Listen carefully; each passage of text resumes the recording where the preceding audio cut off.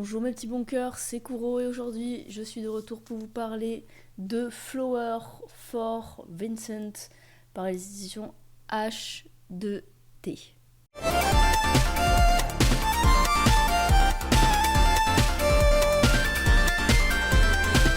Alors c'était un manga que j'attendais un peu parce qu'il y avait eu pas mal de publicité autour et alors il me semble que ce n'est pas japonais, hein, c'est encore un manga qui est européen, il me semble bien. Euh, on est sur du coup les éditions H2T, H2T, je ne sais pas comment on dit.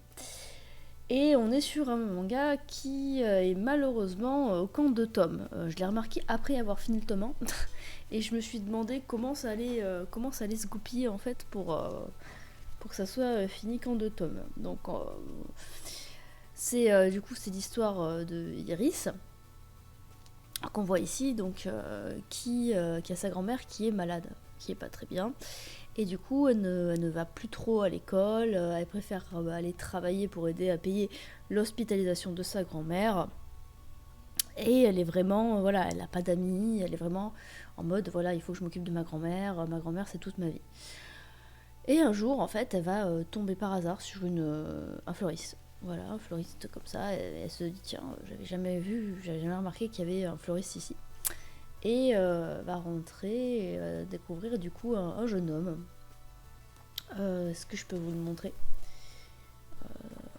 Hop, hop, hop, hop, hop, hop.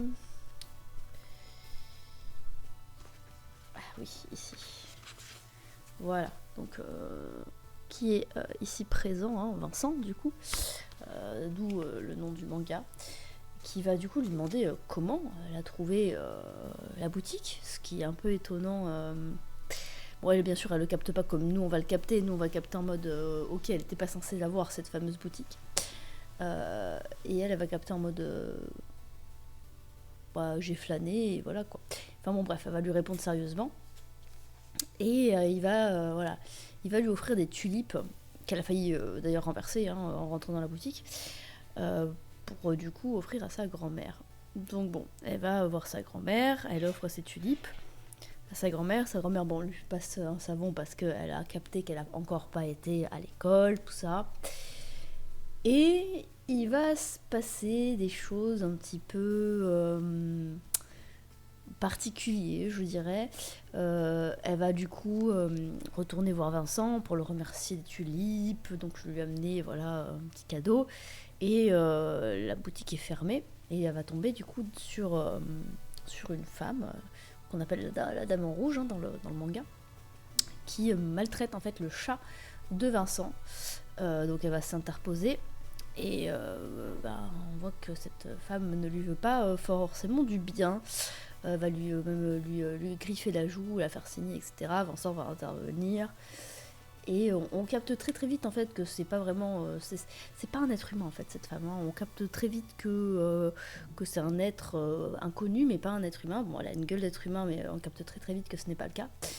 Et il y a tout un mystère du coup qui va se créer derrière Vincent et du coup Iris qui apparemment serait pas tout à fait ce qu'on pense, c'est-à-dire peut-être la réincarnation d'une personne. C'est sous-entendu par la Dame en Rouge à un moment. Voilà, c'est des choses un petit peu mystérieuses. On capte aussi que Vincent n'est pas forcément un être humain aussi. Bon, ça on l'avait capté au moment où je pense où il avait dit comment t'as trouvé la boutique. Euh, et le problème c'est qu'il y a beaucoup de choses qui sont soulevées dans ce tome 1. Beaucoup de mystères, beaucoup de mystères qu'on comprend assez facilement avec la narration. Euh, et, euh, et le problème, c'est que pour moi, une série en 2 tomes, c'est quand même très très rapide pour un peu tous les mystères qu'on regroupe, la mise en place des personnages, etc. Je trouve qu'une série terminée en 2 tomes, c'est un petit peu dommage en fait.